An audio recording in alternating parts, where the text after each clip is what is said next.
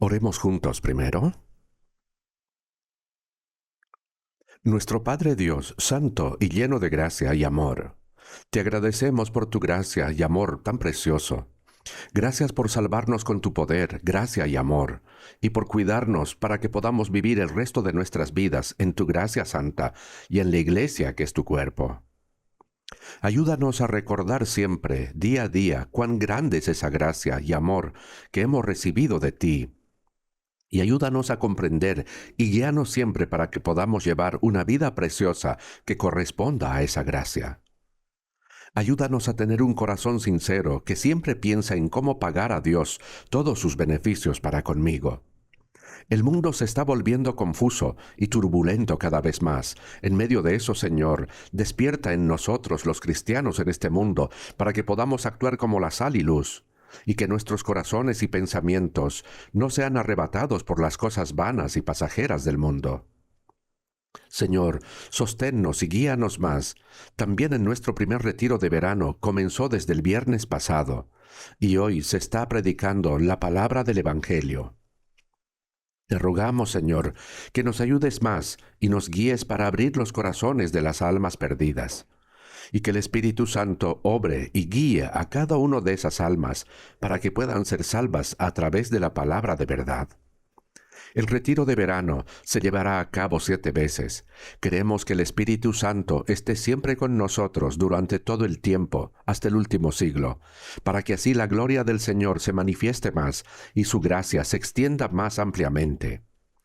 Pedimos al Espíritu Santo su ayuda y guía para este retiro, para que pueda concluir de esta manera. Anhelamos que a través de este retiro muchas almas puedan comprender completamente el amor del Señor, y que a través del trabajo y sacrificio de los cristianos, que fueron salvos primeros, puedan ellos comprender y ver claramente y aprender cómo es el amor hacia Dios. Llena y guía estos tiempos de esa manera, Señor. Para eso también confiamos y pedimos que nos sostengas con tu poder, gracia y amor precioso, para que todos los que trabajan desde el primero hasta el 7º retiro no se cansen. Confiamos fervientemente y pedimos que durante todo el tiempo del mismo, el Señor, su Espíritu Santo, obre, cuide y guíe para que todo lo que pueda llevarse a cabo en gracia, sin ninguna dificultad ni accidente. También en este momento confiamos y pedimos completamente solo en el Espíritu Santo. Acompáñanos y ayúdanos todo el tiempo. Agradeciendo todo al Señor, oramos en el nombre de Jesús. Amén. Damos gracias por la alabanza. Busquemos San Juan capítulo 21.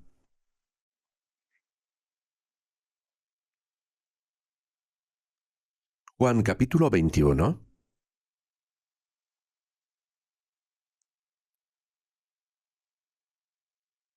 Desde el versículo 15 hasta el 17.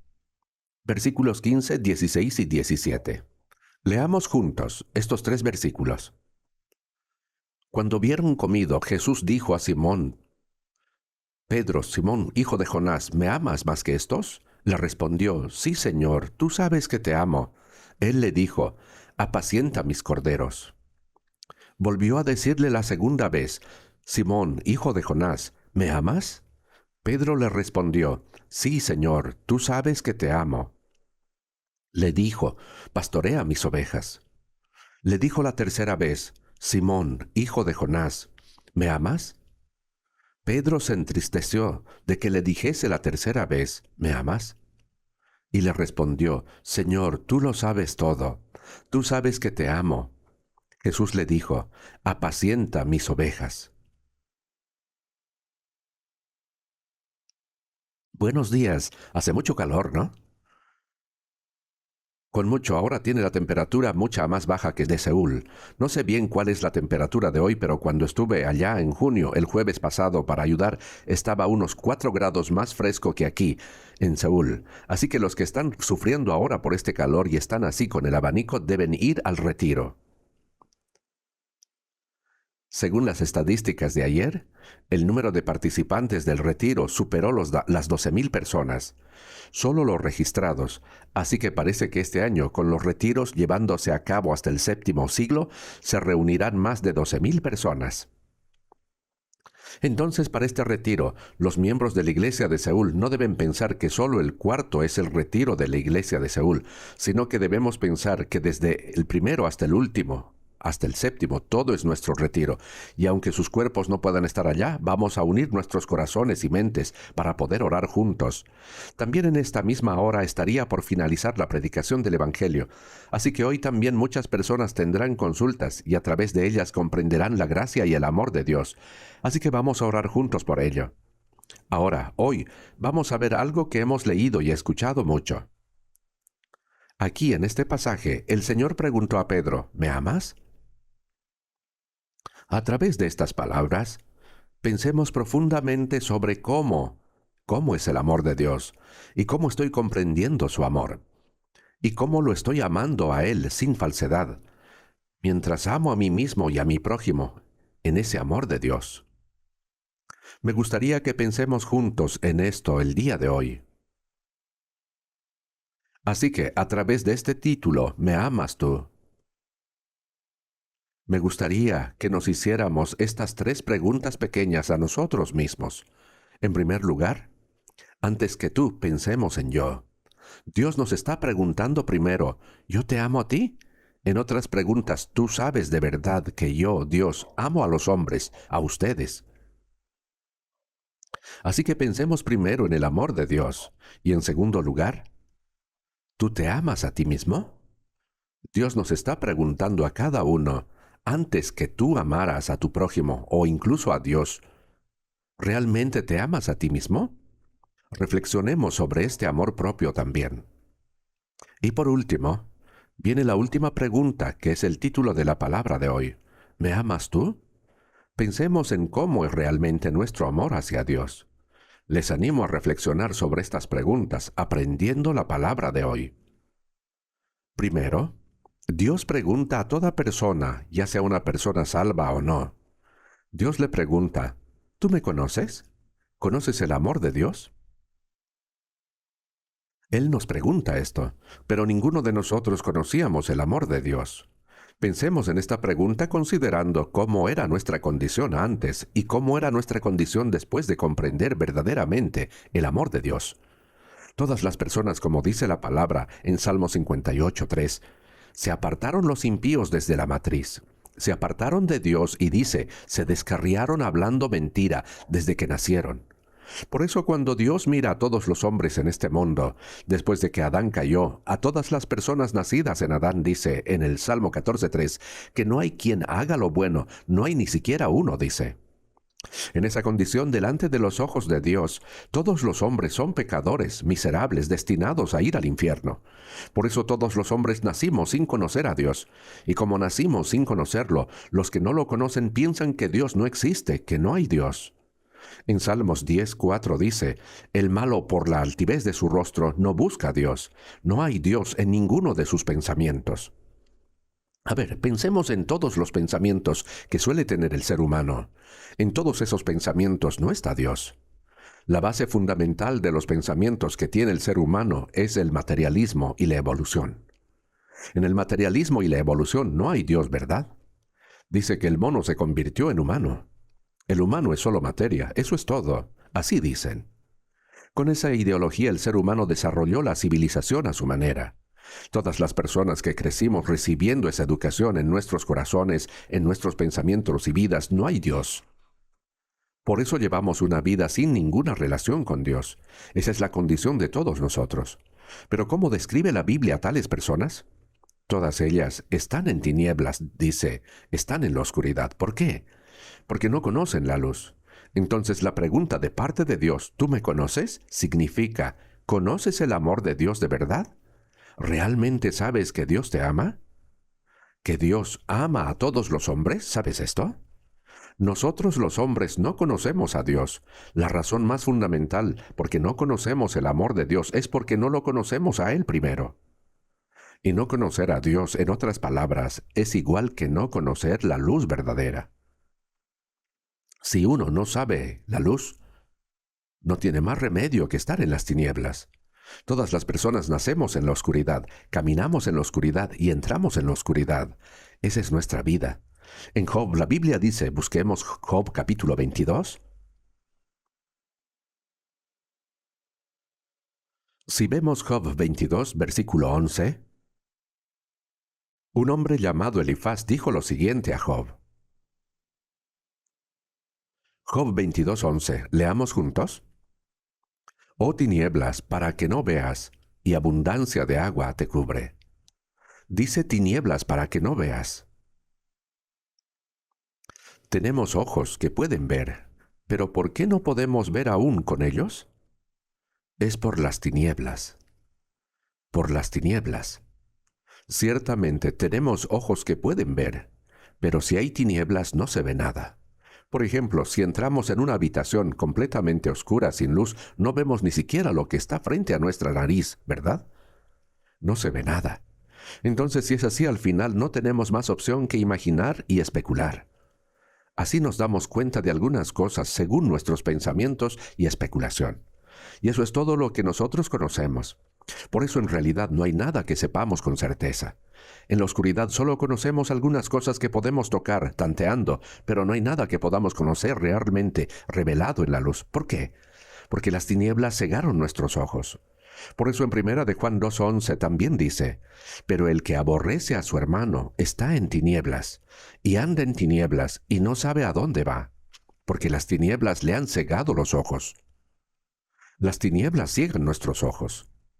Nos impiden ver, aunque realmente podamos ver. Pensemos juntos, hermanos. Cuando piensan en la luz, ¿qué les viene primero a la mente? La luz del sol, ¿verdad? Cuando la luz del sol desaparece, y no hay ninguna luz artificial hecha por el ser humano, cuando desaparece la luz del sol, queda una oscuridad total, una tiniebla profunda.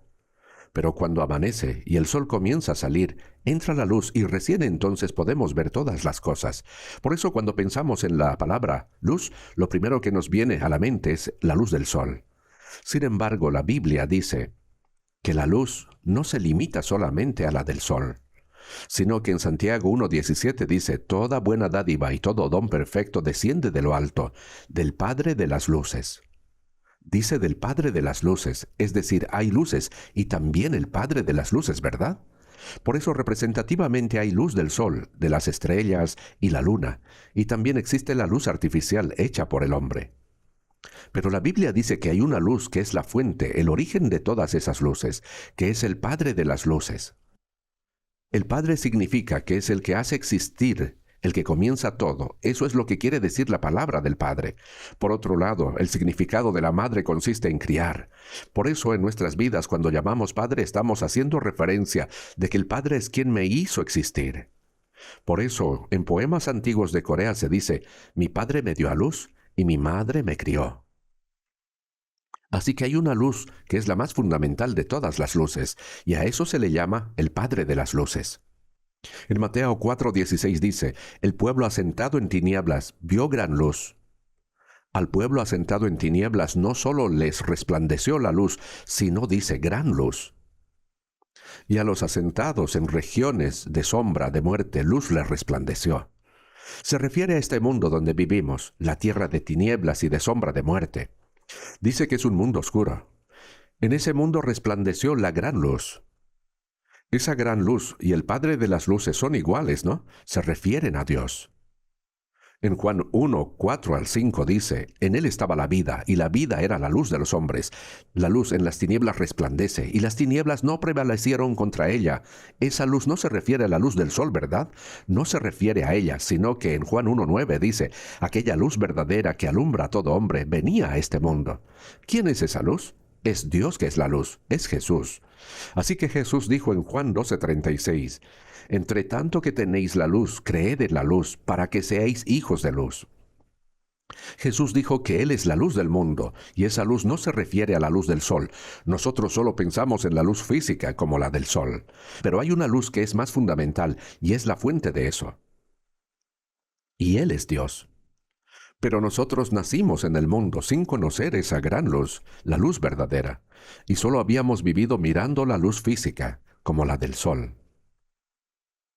Y no sabíamos que eso era la oscuridad. No sabíamos que eso era tinieblas. Cuando la luz entra en los ojos podemos ver y discernir cosas. Podemos discernir el mundo físico, pero antes ni sabíamos que eran las tinieblas. Sin conocer la gran luz, la luz verdadera, la luz de vida, de amor, de verdad, ese Dios no se puede conocer nada del amor, de la vida ni de la verdad. De esa forma se puede saber realmente qué es la vida. ¿Se puede saber qué es la verdad? No. ¿Por qué? Porque aún no conocen a Dios, que es la gran luz y la luz verdadera. A eso la Biblia le llama estar en tinieblas. Esas tinieblas nos impiden ver. Sin conocer a esa verdadera luz, la gran luz que es el Padre de las luces, sin conocer a Dios, no se puede saber nada relacionado con Dios. Así que es imposible para una persona no salvada reconocer a Dios. Es imposible creer que Dios creó el mundo. Imposible creer en el cielo y en el infierno también, ¿verdad? Porque es así, porque las tinieblas ciegan los ojos. Como no conocen la luz verdadera, solo al ver la luz del sol, la luz física, dicen que han visto ya la luz. Por eso cuando Jesús sanó al ciego de nacimiento en Juan capítulo 9, versículo 40 y 41, cuando los judíos preguntaron, ¿acaso nosotros somos también ciegos? Jesús les dijo, si fuerais ciegos no tendríais pecado, mas ahora porque decís vemos, vuestro pecado permanece. Viendo solo la luz física dice que no son ciegos. Sobre la luz verdadera, la gran luz, no saben nada. Son verdaderamente ciegos, pero esa también era nuestra condición, ¿no? Yo y todos ustedes nacimos con esa condición de ciegos, por eso no sabíamos nada relacionado con Dios. Por eso los hombres dicen que no hay Dios y que el mono se convirtió en un humano. Romanos 1:23 dice, cambiaron la gloria de Dios incorruptible en semejanza de imagen de hombre corruptible, de aves, de cuadrúpedos y de reptiles, y así viven haciendo toda clase de maldades. Así también era nuestra condición antes. Las personas que no han recibido la salvación aún viven en el mundo así, ¿verdad? Por eso, si no conocemos este amor de Dios, no conocemos nada. ¿Por qué? Porque eso es estar en tinieblas. Las tinieblas hacen que uno no pueda ver, y como no puede ver, no sabe, y como no sabe, no comprende, y al final no hay nada más que la ignorancia.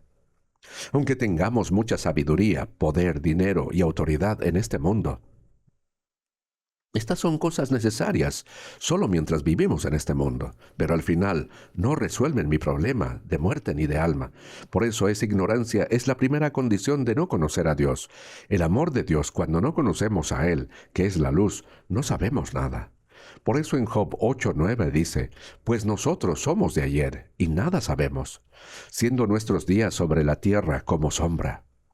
Somos como un niño nacido recién ayer. No sabemos nada. ¿Sobre qué? Sobre Dios, sobre el mundo eterno.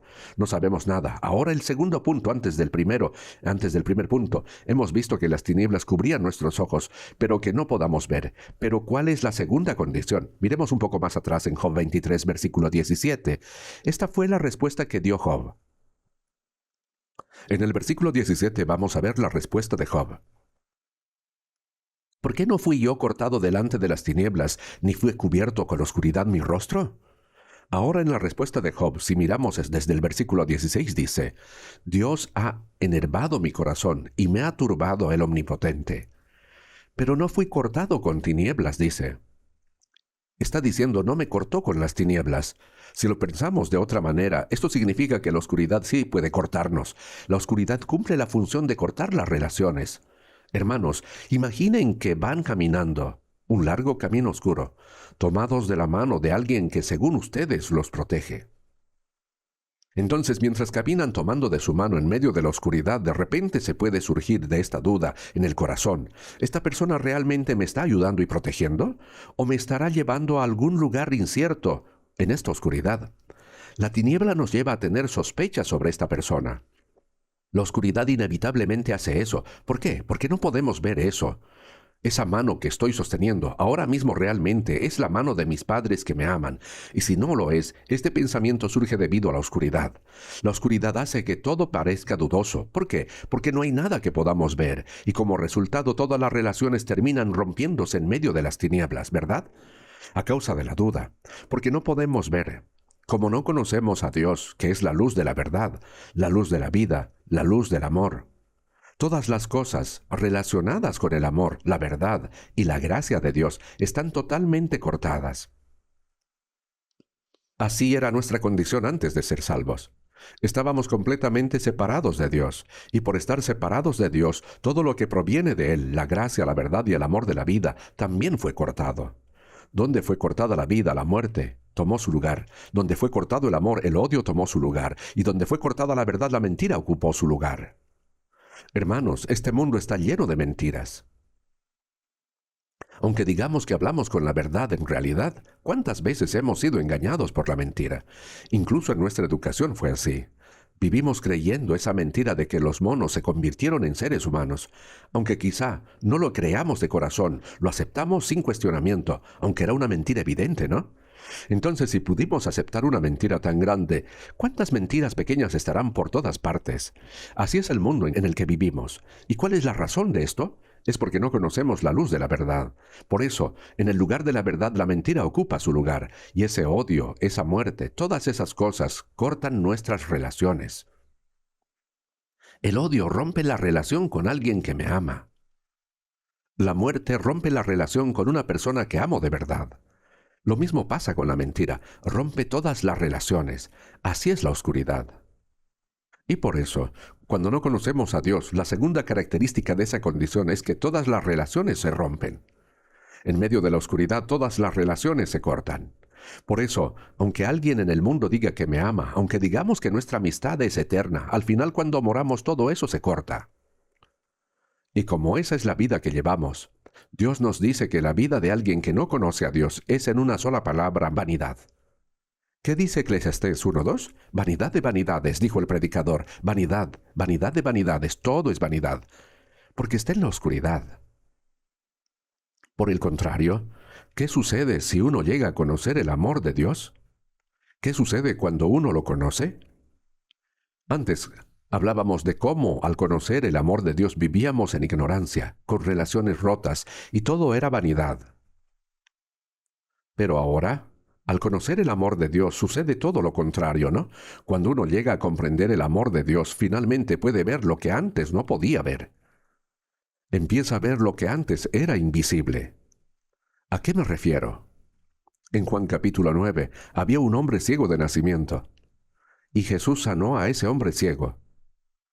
Después de que sus ojos fueron abiertos, este hombre dijo algo impresionante. En Juan 9:25, dijo algo de verdad asombroso. Cuando estos fariseos dijeron que Jesús era pecador, ese ciego cuyos ojos fueron abiertos dijo, sí, es pecador, no lo sé, no sé si esa persona es pecadora o no, pero una cosa sé, que habiendo yo sido ciego, ahora veo. Cuando verdaderamente recibimos la salvación, recién vemos lo que realmente debemos ver. ¿Y qué significa ver lo que debemos ver? Significa que vemos la luz verdadera, la luz, no solo la luz del sol. Llegamos a conocer que existe una gran luz, la luz verdadera, y el Padre de las luces, y comprendemos de verdad que todo este mundo comenzó a partir de esa luz verdadera. Por eso, si no hemos recibido la salvación, si no hemos llegado a comprender el amor de Dios, entonces no podemos ver realmente. Solo al ser salvo es que verdaderamente podemos ver. Pero si no recibimos la salvación, aunque tengamos los ojos abiertos, no podemos ver. ¿Y qué es lo que no vemos? No vemos el mundo eterno, no vemos a Dios, no vemos a Jesucristo ni la cruz, no vemos la Biblia. Antes de ser salvos, por más que leamos la Biblia una y otra vez, no la entendemos. La leo en mi propio idioma, pero en coreano, pero no entiendo lo que dice. ¿Por qué sucede eso? Porque estaba ciego. Solo al recibir la salvación me doy cuenta de que, yo era ciego y ahora veo cuando entra la luz verdadera. Empiezo a ver la Biblia, veo la cruz de Jesucristo, veo el mundo entero y veo el cielo eterno. Y así comienzo a dar gracias a Dios. Comienzo a amar más a la cruz y comienzo a amar más a Jesús y me surge en el corazón un deseo de vivir agradecido por esa gracia. Ese tipo de sentimientos no existían en mí antes. Nosotros no teníamos ese tipo de corazón por naturaleza. ¿Cómo éramos antes de ser salvos? Vivíamos diciendo no hay Dios. ¿Qué sabiduría puede haber en Dios? Así pensábamos y vivíamos. Pero cuando recibimos la salvación y la luz entró en nosotros, recién entonces vimos a Dios. Por eso, Efesios 5:8 también dice, porque en otro tiempo erais tinieblas, mas ahora sois luz en el Señor. Andad como hijos de luz. Antes de ser salvos, antes de recibir la salvación, antes de recibir la luz, éramos personas que estaban fuera de Cristo. Y si vemos, Efesios 2, versículo 12, dice así, en aquel tiempo estabais sin Cristo, alejados de la ciudadanía de Israel y ajenos a los pactos de la promesa, sin esperanza y sin Dios en el mundo. Esa era nuestra condición, pero cuando recibimos la salvación, entramos en Cristo y recién dentro de Él vemos la luz, vemos que la luz es verdadera. Y cuando uno llega a conocer y comprender el amor de Dios, ¿qué es lo que se restaura? Las relaciones son restauradas. Antes de ser salvos, cuando estábamos en tinieblas, todas nuestras relaciones estaban rotas. La relación más fundamental fue rota entre Dios y yo. La Biblia dice eso, de estar muerto espiritualmente. Dice que somos personas que deben ser juzgadas ante Dios y que si muriéramos ahora mismo no tendríamos otra opción que ir al infierno. Esa era nuestra condición. Pero cuando escuchamos el Evangelio de Jesucristo y recibimos la salvación, esa relación es restaurada. ¿Y qué significa que se restaure la relación? Significa que mi alma, que estaba muerta, vuelva a vivir. No es que antes no tenía alma y ahora tengo una, sino que siempre he tenido alma. Esa alma fue creada a imagen de Dios, pero a causa del pecado perdió toda autoridad y gloria de parte de Dios, y se encontraba en una condición espiritual desconectada de Él. Eso fue por causa de Adán. Así nacimos al mundo. Y la Biblia llama a eso estar muertos.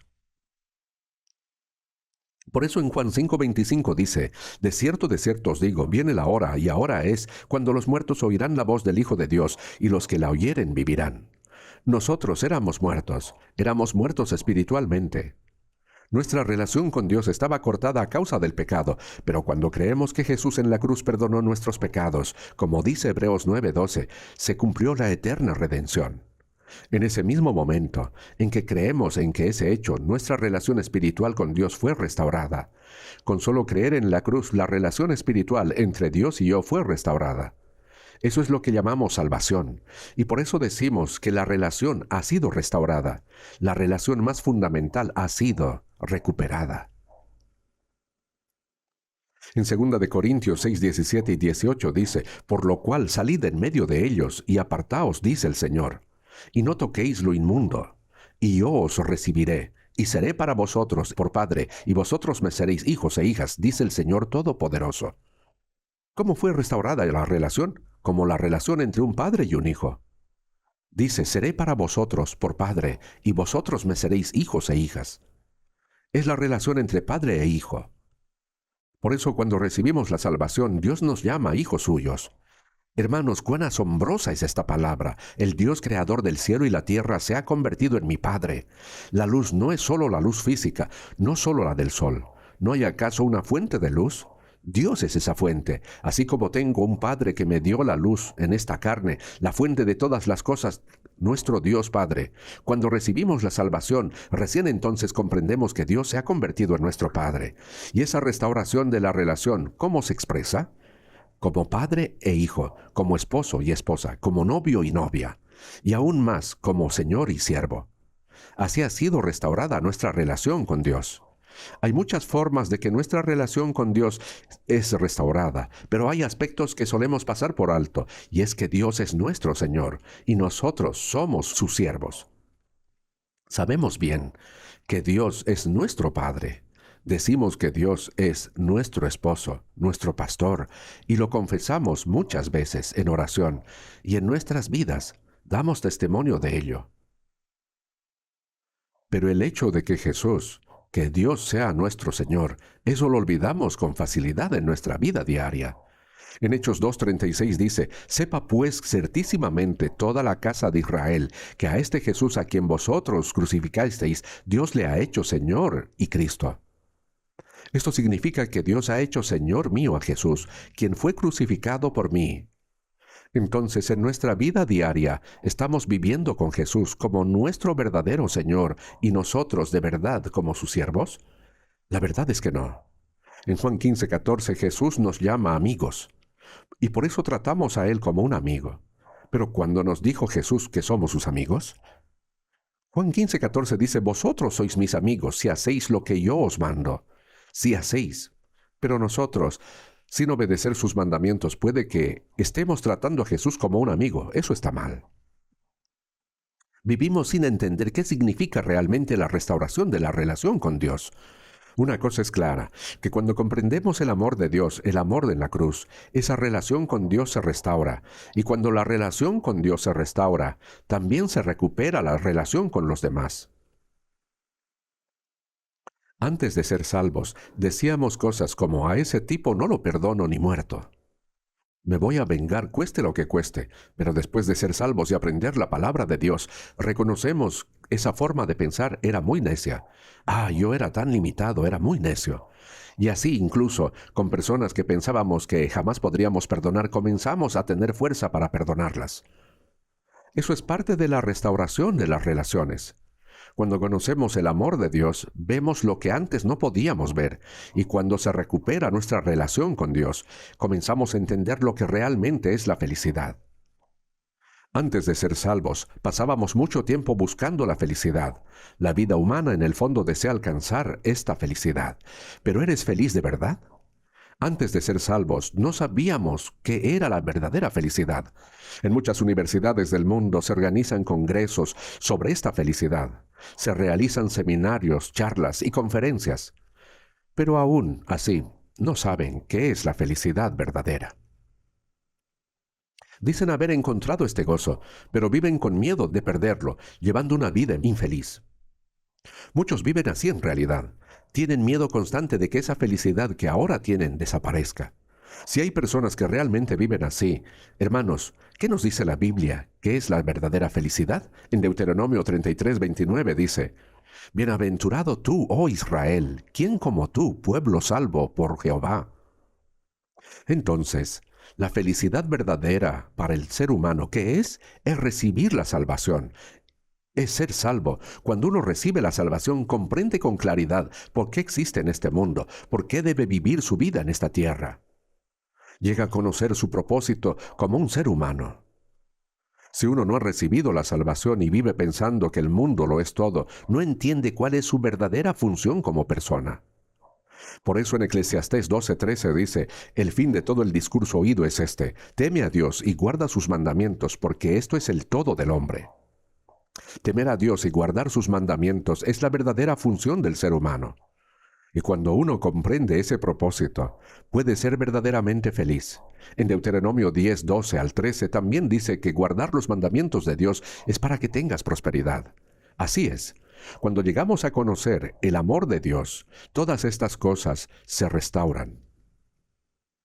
Y a través de estos retiros de verano, ¿cuál es el motivo fundamental por el cual tantas personas se sacrifican y sirven juntos, incluso en medio del calor? Es para restaurar la relación con Dios. Muchas personas viven sin saber que su relación con Dios está rota, viven sin saber que están en tinieblas y que son ciegos. A esas personas nosotros les hacemos ver con claridad que hay una luz verdadera, una gran luz. Hay un Padre de las luces. Eso es lo que hacemos a través de estos retiros y es algo verdaderamente asombroso. Por medio de estos retiros, las almas perdidas llegan a conocer la obra que Jesús hizo con nosotros, que Jesús cargó con todos nuestros pecados y murió en la cruz, perdonando eternamente nuestros pecados, para que crean en ese hecho. Por eso hacemos todo este esfuerzo. La recuperación de la relación con Dios, el vínculo que había sido cortado entre nosotros, no se restablece porque vivamos una vida buena, ni porque asistamos fielmente a la iglesia, ni porque demos muchas ofrendas. No, la única manera de restaurar esa relación es aceptar de verdad en el corazón el hecho de que Jesús perdonó eternamente nuestros pecados. Fuera de eso, no hay otro camino. En Hechos 4:12 dice, y en ninguno otro hay salvación, porque no hay otro nombre bajo el cielo dado a los hombres en que podamos ser salvos. Y el mismo Jesús también lo dijo en Juan 14:6, yo soy el camino y la verdad y la vida, nadie viene al Padre sino por mí. Así que la única forma de restaurar es creer en Jesucristo. La Biblia lo dice claramente. Ahora veamos Romanos 3. Romanos capítulo 3, versículo 3. Romanos 3:23. Por cuanto todos pecaron y están destituidos de la gloria de Dios. Esta es nuestra condición cuando nacemos. Nacimos en este mundo, en una condición destituida de la gloria de Dios, pero dice que hay un camino para que tal persona ahora se convierta en hijo de Dios y sea justificada. Versículo 26 dice, con la mira de manifestar en este tiempo su justicia, a fin de que Él sea justo y el que justifica al que es la fe de Jesús. ¿Dónde pues está la jactancia? Queda excluida. ¿Por cuál ley? ¿Por la de las obras? No, sino por la ley de la fe. Concluimos pues que el hombre es justificado por fe, sin las obras de la ley. Establecer una relación correcta con Dios no se logra viviendo una vida moral ni practicando una vida religiosa con esfuerzo, sino que se obtiene por medio de la fe, por la fe en la cruz de Jesucristo. No hay otro camino. A lo largo de estos retiros, mientras realizamos mucha consejería, vemos que algunas personas reciben la salvación muy fácilmente, mientras que otras, incluso después de haber escuchado todo con detalle, no llegan a recibirla. ¿Por qué? Porque no han comprendido que la salvación es por fe. Piensan, ¿cómo voy a ir al cielo y establecer una relación correcta con Dios solo con fe? Algo tengo que hacer, debo esforzarme, debo vivir bien, debo asistir fielmente a la iglesia, debo hacer algo para Dios y luego recibiré la salvación. ¿Cómo voy a ir solo por la fe? Esas personas se aferran a ese pensamiento y por eso no pueden creer de verdad.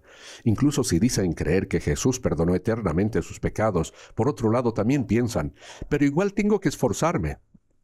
Debo vivir fielmente la vida de la iglesia y así creer que la salvación se logra por esa combinación. Esta es una de las razones más comunes por las cuales las personas no reciben la salvación, porque buscan mostrar sus propias obras. Pero ¿qué dice la Biblia? Habla de la ley de la fe. Romanos 1:17 dice, pero el justo por la fe vivirá. Después de que Jesús murió en la cruz y resucitó, una de las cosas que más repitió fue cree. Uno de los discípulos de Jesús, Tomás, no pudo creer en la resurrección, pero Jesús le dijo en Juan 20:27, pon aquí tu dedo y mira mis manos, y acerca tu mano y métela en mi costado, y no seas incrédulo sino creyente. No seas incrédulo sino creyente. Hermanos, la salvación en sí misma es una obra mucho más grande y difícil que de la creación de los cielos y la tierra. ¿Por qué? Porque cuando Dios creó el mundo, no sudó ni una sola gota, ni derramó una sola gota de sangre. Pero para salvar a un pecador como yo, Dios entregó a su propio Hijo hasta la muerte. Dios derramó toda su sangre y agua en la cruz. Ahora nos dice, cree en esto. La salvación fue la obra más difícil y dolorosa para Dios. Pero no nos pidió que nosotros hiciéramos esa obra, sino que su Hijo Jesucristo ya la completó y ahora nos ofrece esa salvación como un regalo y nos dice recíbelo. Efesios 2:8 dice, porque por gracia sois salvos por medio de la fe, y esto no de nosotros, pues es don de Dios. ¿Y qué es don? Un regalo. Solo hay que recibirlo. Así que desde la perspectiva de Dios, la salvación fue más difícil que crear el universo. Pero desde la perspectiva del ser humano es lo más fácil. ¿Por qué?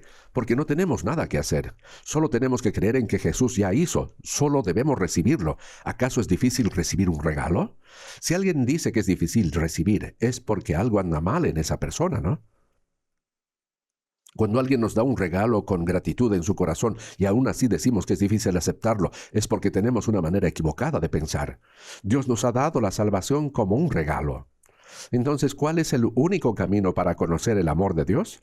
Para restaurar nuestra relación con la luz verdadera, el Padre de las luces. La única manera es por la fe, no hay otro camino, y por medio de esa fe es que llegamos a conocer a Dios y comprender verdaderamente su amor.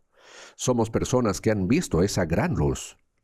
Cuando decimos que haya nacido salvo, significa que esa persona ha visto la luz, ha visto al Padre de las luces, no con los ojos físicos, sino con los ojos del corazón, a través de la palabra. Somos ese tipo de personas. Por eso tenemos esperanza en el mundo que no hemos visto. Los cristianos renacidos tenemos esperanza en un mundo al que no hemos ido todavía, que no conocemos y que no hemos visto. Tenemos esperanza en el cielo. ¿No es algo maravilloso? El mundo dice con todo tipo de estudios y razonamientos que venimos del mono, pero nosotros conocemos lo más esencial, que Dios nos creó. ¿No es esto la sabiduría verdaderamente asombrosa? La sabiduría de alguien que ha sido salvo no puede compararse con la sabiduría del mundo. Por eso en Proverbios 9:10 dice, el temor de Jehová es el principio de la sabiduría. Nosotros los cristianos somos personas que poseemos esa base, el principio de la sabiduría. Y todo eso fue formado únicamente por medio de la fe en Jesucristo. Gracias a esa fe comprendimos el amor de Dios y finalmente conocemos a Dios. Y a esa persona Dios le hace una segunda pregunta. ¿Te amas a ti mismo? Hermanos, ¿de verdad se aman a sí mismos? Les animo a reflexionar profundamente sobre esta pregunta. No solo escuchen esto como parte de un sermón y lo dejen pasar, sino piensen sinceramente, ¿realmente me amo a mí mismo? ¿Y por qué es tan importante esto? Porque en Primera de Juan 4:20 dice, si alguno dice yo amo a Dios y aborrece a su hermano, es mentiroso.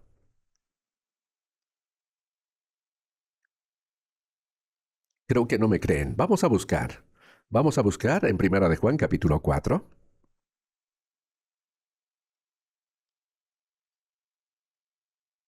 Primera de Juan 4. Vamos a avanzar un poco más rápido. Primera de Juan 4, versículo 20.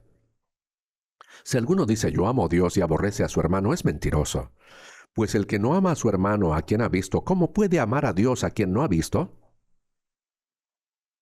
¿A quién has visto? Si no amas a la persona que puedes ver, ¿cómo podrás amar a Dios a quien no ves? Entonces, entre todas las personas que podemos ver, ¿quién es la más fundamental? Es uno mismo, ¿cierto? Soy yo. Si yo no existiera, el mundo tampoco existiría para mí. El mundo existe porque yo existo. En cierto sentido, el mundo gira en torno a mí. Yo soy centro de mi mundo. Si yo no existiera, no habría mundo, no habría nada. Pero puede que sin amarnos a nosotros mismos, digamos que amamos a nuestros hermanos, a nuestros hijos, a nuestros padres y a Dios. Pero la Biblia dice que eso es una mentira. ¿Por qué? Porque el amor comienza amándose a uno mismo. Hermanos, si no pueden amarse a sí mismos, ¿cómo creen que será su vida? Se quejan, se lamentan, viven quejándose y se comparan con otros, se rebajan, se autocastigan y no son capaces de dar gracias. Todo es fruto de no poder amarse a uno mismo. Especialmente una señal clara de no amarse a uno mismo es compararse con otros. Cuando uno se compara con otros, ¿qué sucede? La autoestima se destruye y lo único que queda es el orgullo. Lo repito, si te comparas con otros, se rompe tu autoestima y lo único que se levanta es el orgullo. Hermanos, ¿conocen la historia del rey Saúl? En Primera de Samuel capítulo 17 y 18, cuando Goliat se presentó ante Israel y Saúl, Goliat gritó que si él ganaba, el que salía a pelear con él, vosotros seréis nuestros siervos y nos serviréis. Eso fue lo que Goliat proclamó ante todo el pueblo de Israel, pero Saúl no pudo salir porque tuvo miedo. Pero entonces se levantó un joven y se acercó a Saúl y dijo, ¿quién es este filisteo incircunciso para que provoque a los escuadrones del Dios viviente? Ese joven dijo, yo iré y lo mataré. Hasta ese momento Saúl miraba a David como si dijera, ¿qué puede hacer un niño como tú? Pero como David insistía tanto, finalmente Saúl le permitió ir. Él nunca imaginó que David ganaría, ni en sus sueños lo pensó. Pero David fue, derribó a Goliat y le cortó la cabeza. Y regresó ante Saúl con la cabeza de Goliat en la mano. Imaginen el corazón de Saúl en ese momento. Mientras él, el rey, el comandante en jefe de Israel, mientras él estaba temblando de miedo ante Goliat, David estaba frente a él con la cabeza de Goliat en la mano. Y entonces el pueblo comenzó a alabar a David. Primera de Samuel 18:7 dice, Saúl hirió a miles y David a sus 10,000. Cuando esto se repetía constantemente, Saúl lo sabía. Aunque los demás no lo supieran, él mismo conocía su propia cobardía. El hecho de que no se atrevió a salir cuando Goliat estaba desafiando al pueblo de Israel.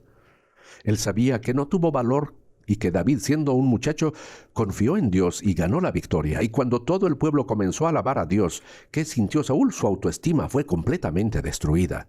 Yo soy el rey, y ese muchacho fue y venció, confiando en Dios. Entonces, ¿yo qué soy? Su autoestima desapareció.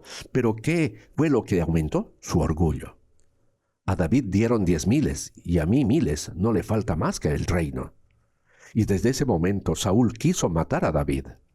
El ejemplo clásico de alguien que ha perdido su autoestima y solo vive con orgullo herido es el rey Saúl. Alguien que no sabe amarse verdaderamente a sí mismo termina comportándose de esa manera. Quien no conoce lo que significa amarse verdaderamente termina convirtiéndose en una persona profundamente egoísta y centrada en sí misma. Así era Saúl.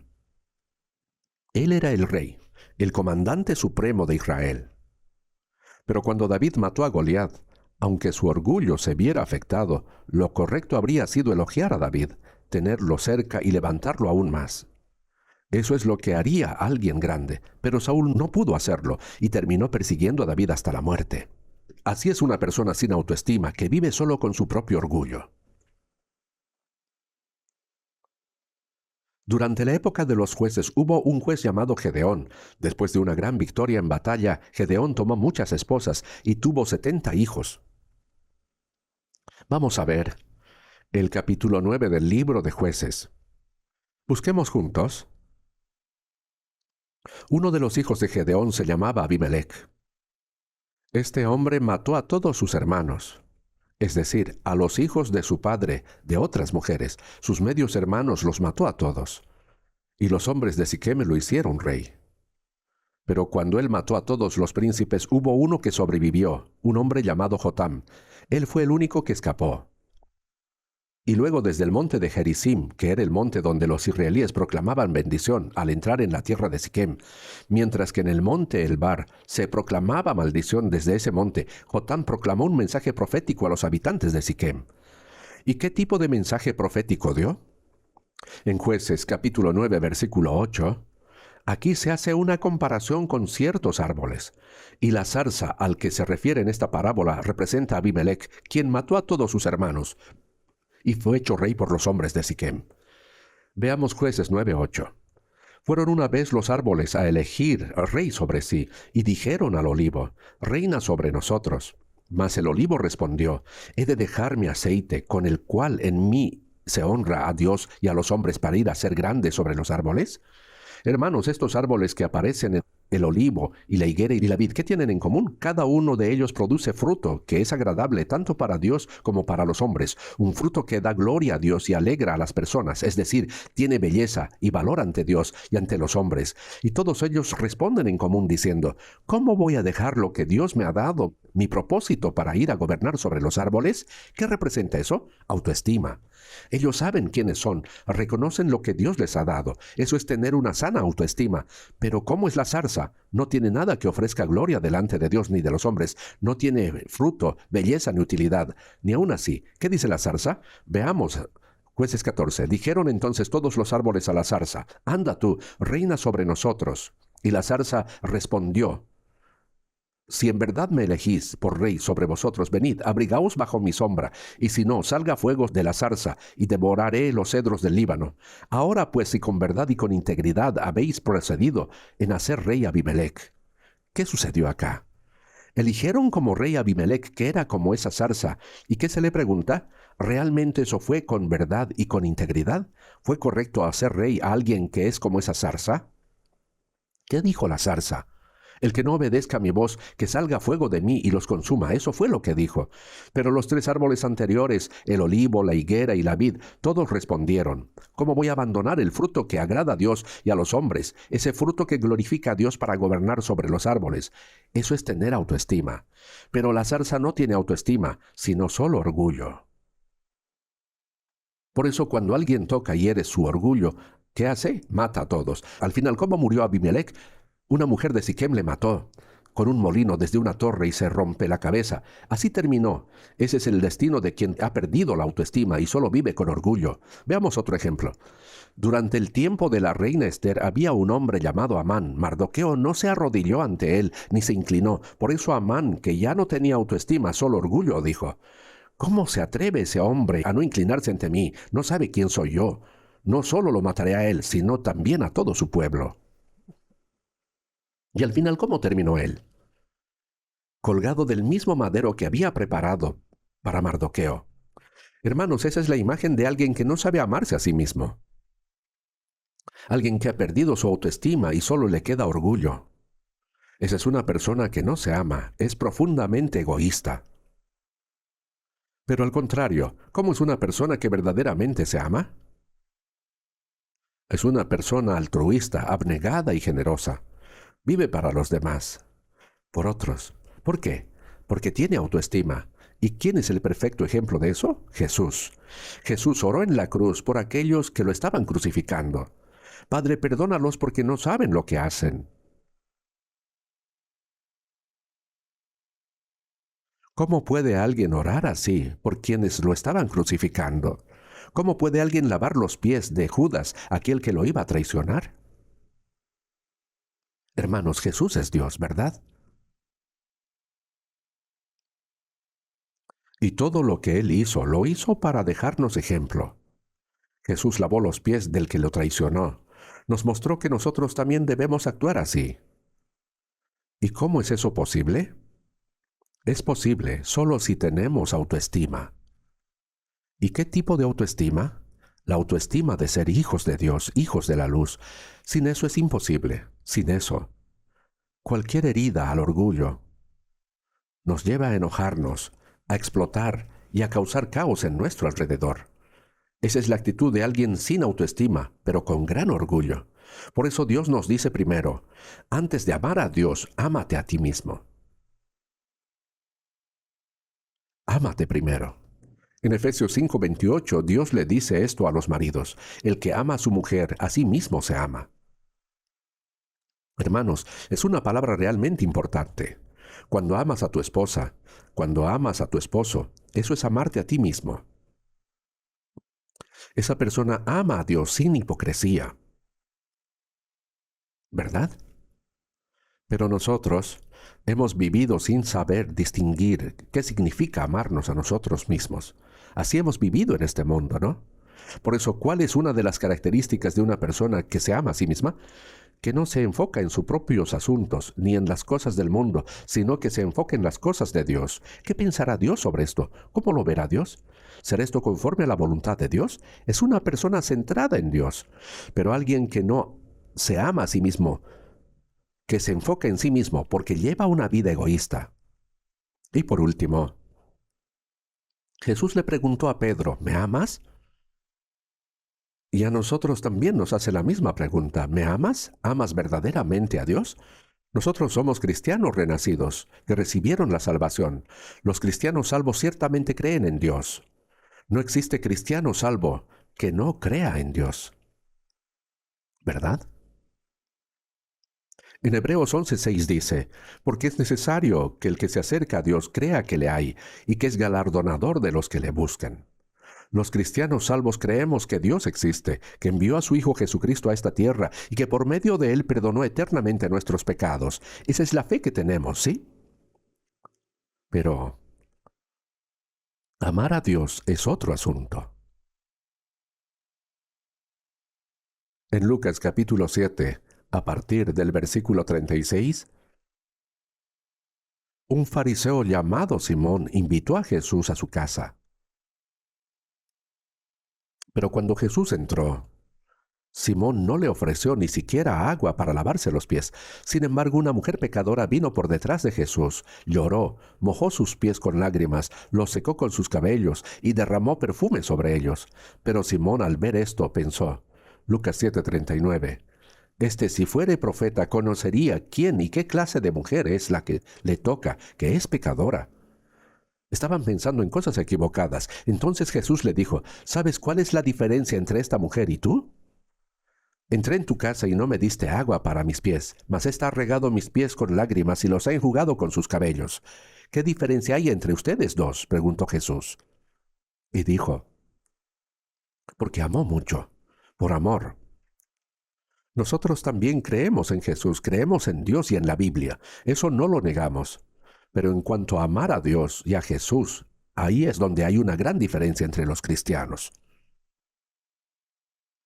Hay quienes están dispuestos a seguir al Señor hasta la muerte, mientras que hay quienes no tienen ningún interés en las cosas de Dios. Salmo 138:88 dice, Jehová cumplirá su propósito en mí. Dios completó lo que tiene que ver conmigo, y entre todas las cosas relacionadas conmigo, la más grande y la más importante es el problema de la muerte. ¿Y cómo lo resolvió? ¿A través de quién? A través de la muerte de su Hijo. Dios cumplió completamente esa obra para mí. Pero si una persona que dice creer en Dios no ama verdaderamente a Dios, entonces no tiene interés alguno en las cosas de Dios. Aunque se esté celebrando un retiro de verano, dice, eso es asunto de ellos. Se va de viaje al extranjero. Así, ¿no? No es la actitud correcta. Hermanos, las cosas relacionadas con Dios son muchas para nosotros, los cristianos. Toda nuestra vida está relacionada con Dios. De hecho, ¿por qué? Porque después de resucitar Jesús dijo en Juan 20:21, paz a vosotros. Y luego dijo, como me envió el Padre, así también yo os envío. Dios nos ha enviado. Los cristianos salvos somos personas enviadas por Jesús a este mundo. ¿Y por qué fuimos enviados? Para cumplir las cosas relacionadas con Dios. Pero si ni siquiera mostramos interés por las cosas de Dios, ¿podemos decir que amamos verdaderamente a Dios? ¿Tenemos fe en Dios? Sí, pero no amor por Dios. Permítanme decirlo así. Hermanos, creer en Dios y confiar en Dios no son exactamente lo mismo. Deberían significar lo mismo, pero en la práctica son diferentes.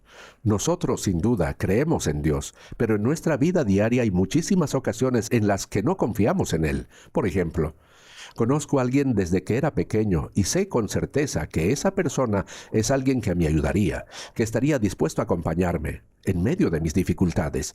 Lo creo sinceramente. Pero ahora mismo, esa persona no tiene ni para comer.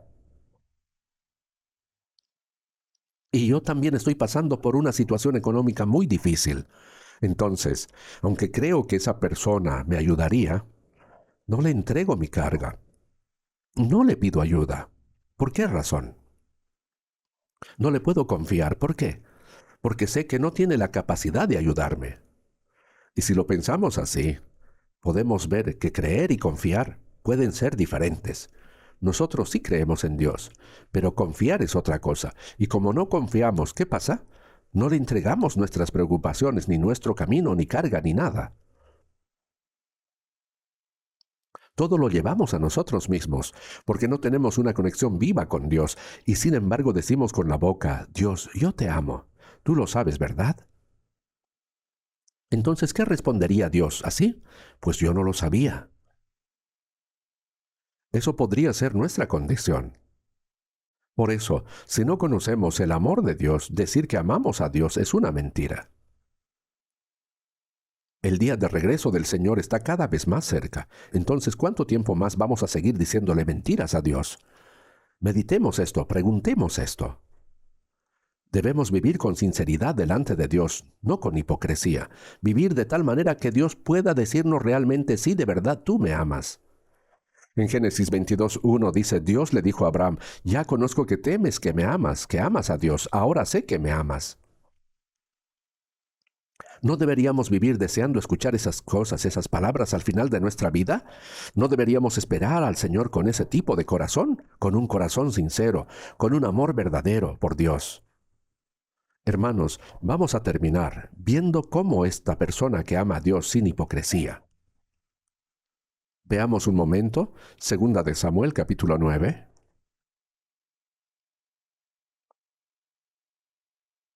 Este pasaje habla de Mefiboset. Segunda de Samuel capítulo 9. Segunda de Samuel 9. Es sobre Mefiboset, quien era el nieto de Saúl. Su padre era Jonatán, el hijo de Saúl. Pero cuando Saúl y Jonatán murieron, la nodriza de Mefiboset lo tomó y salió huyendo, y en esa vida lo dejó caer y quedó cojo de ambos pies. En ese momento Mefiboset tenía 5 años, así que él recordaba cómo era cuando podía caminar, recordaba cómo su familia pertenecía a la realeza, pero ahora este era descendiente de una casta real en ruinas, cojo de ambos pies, es llamado por el rey David. Y David le dijo lo siguiente. Veamos en el segundo libro de Samuel 9, versículo 7. Y le dijo David, no tengas temor, porque yo a la verdad haré contigo misericordia por amor de Jonatán tu padre, y te devolveré todas las tierras de Saúl tu padre, y tú comerás siempre a mi mesa. Cuando Mefiboset fue llamado por David, pensó que lo llamarían para matarlo. ¿Por qué?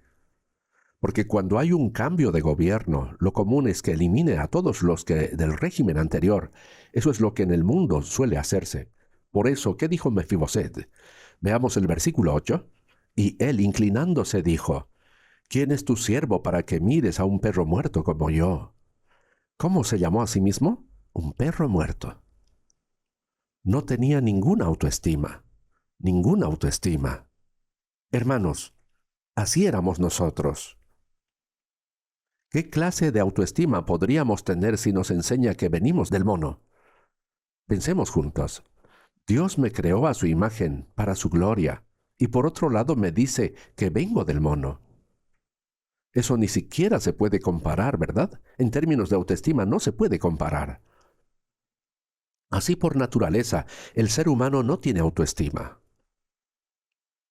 Mefiboset se consideraba como un perro muerto, no tenía autoestima ni orgullo. Pero muchos de nosotros somos diferentes. No tenemos autoestima, pero sí un orgullo enorme. ¿Y qué hizo David con ese Mefiboset? David lo sentó a su mesa, a la mesa del rey. Lo trató como un hijo, un príncipe. Le devolvió su autoestima. No solo restauró la relación con David, sino que levantó la dignidad de aquel que se creía un perro muerto. Levantó su autoestima. Mefiboset era del linaje real caído y encima era cojo, era imposible que tuviera autoestima. Pero a esa persona David lo trató como su hijo, como su príncipe, haciendo que coma a su mesa. Entonces, ¿quién se atrevería después a burlarse de Mefiboset por ese cojo? Nadie. Mefiboset, que ahora tenía autoestima, cuando David tuvo que huir por la rebelión de Absalón, quiso ir con él. Quiso acompañarlo, montado un asno. Pero su siervo Siba lo engañó, fue con David y lo calumnió diciendo que Mefiboset se había quedado en casa con malas intenciones. Así David, engañado por Siba, le entregó todos los bienes de Mefiboset. Siba rompió la confianza entre estas dos personas. Luego, cuando la rebelión fue derrotada y David regresó al palacio, se encontró nuevamente con Mefiboset, y David le preguntó, ¿por qué no fuiste conmigo, Mefiboset? Veamos este pasaje juntos, 2 de Samuel, capítulo 19, versículo 25. 2 de Samuel 19, versículo 25 al 28. Y luego que vino él a Jerusalén a recibir al rey, el rey le dijo, Mefiboset, ¿por qué no fuiste conmigo? Y él respondió, Rey, señor mío, mi siervo me engañó, pues tu siervo había dicho, enelbárdame un asno, y montaré en él, y iré al rey, porque tu siervo es cojo. Pero él ha calumniado a tu siervo delante de mi señor rey. Mas mi señor el rey es padre, como Dios. Haz pues lo que bien te parezca, porque toda la casa de mi padre era digna de muerte delante de mi señor el rey. Está diciendo que yo era como un perro muerto, pero tú pusiste a tu siervo entre los convidados a tu mesa. Tú restauraste mi asombrosa autoestima nuevamente. Entonces, ¿qué derecho pues tengo aún para clamar más al rey? Hermano, es algo maravilloso. Una persona que no tiene autoestima no podría hablar así. Mientras leía esta historia, pensé en mí mismo. Si yo estuviera en el lugar de Mefiboset, ¿qué habría dicho a David? Probablemente algo así. Mi señor el rey, aunque me hayas permitido comer a la mesa del rey, este juicio ha sido incorrecto, injusto. Has tomado una mala decisión. ¿No sería mejor que investigaras más a fondo antes de decidir sobre las tierras? Ni siquiera me diste la oportunidad de explicar, solo escuchaste una parte de mi siervo y le diste todo a él. Incluso si tú eres el rey que me mostró gracia, esto fue muy injusto. Y ahora que me dices que divida las tierras con Siba, no, ya no quiero nada, que se lo quede todo. Y además me voy, ya no quiero estar con usted. Quizá habría dicho eso yo porque tengo un corazón muy terco. Pero escuchemos lo que dijo Mefiboset. Leamos el versículo 30. Y Mefiboset dijo al rey, deja que él las tome todas, pues que mi señor el rey ha vuelto en paz a su casa. Mefiboset no lo dijo con amargura, como en el ejemplo que yo acabé de dar. Lo dijo con autoestima. Él lo dijo con autoestima. ¿Qué significa eso? Mefiboset dijo, el rey que me restauró la dignidad, la autoestima, el rey que me levantó del polvo, ha vuelto en paz al palacio. Entonces, si el rey está en paz, entonces nada más importa. No importa si me quitan las tierras, no importa si me lo arrebatan todo, nada de eso me afecta. Esa es una persona con autoestima. Una persona con orgullo habría respondido como yo lo imaginé. Eso fue injusto, fue una mala decisión, ¿sí? Pero alguien con autoestima no actúa de esa manera. Él solo deseaba una cosa, que el rey esté en paz. Es ese corazón de alguien que ama de verdad al rey, de alguien que se ama a sí mismo y de alguien que ha sido restaurado en su dignidad. Mefiboset se llamó a sí mismo antes como un perro muerto. Pero ahora dice, si el rey está en paz, todo lo demás no importa. Hermanos, comparemos esta actitud de Mefiboset con nuestras propias vidas en las que decimos yo amo a Dios. ¿Amamos a Dios con este tipo de sinceridad? ¿Estoy viviendo con autoestima verdadera o simplemente guiado por el orgullo? Hermanos, en nuestra vida cristiana, después de ser salvos en medio de nuestra vida de fe y de la iglesia, cuando nuestro orgullo se hiere tan solo un poco, ¿qué hacemos? Nos enojamos, nos airamos, nos levantamos a discutir. Pero si lo pensamos en otras palabras, ¿quién fue que restauró nuestra autoestima? Fue Dios. ¿Quién fue que me tomó siendo como un perro muerto y me hizo hijo de Dios? Fue Dios.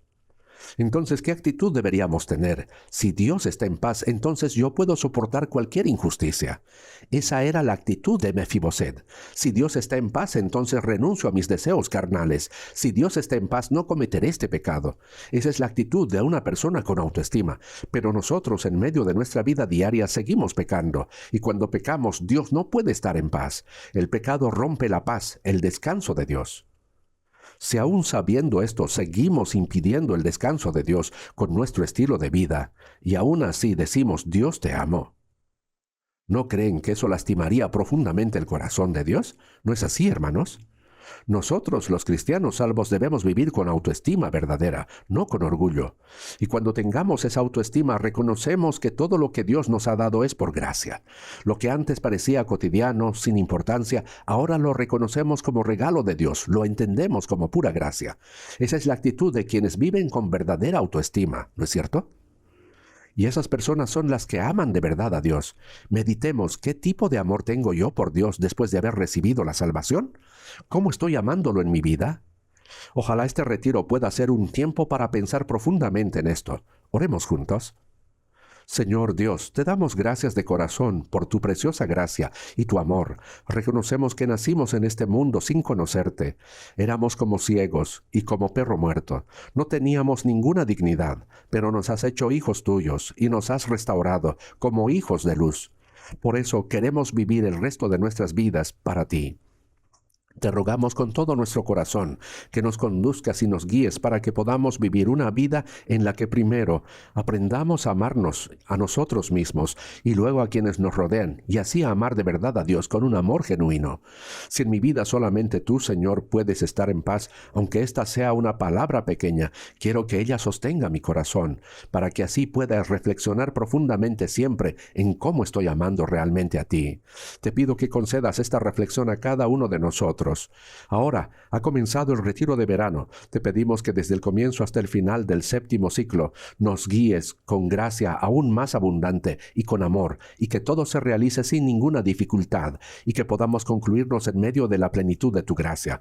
Por todo esto te damos gracias y oramos en el nombre de Jesús que nos ama y nos guarda hasta el fin. Amén.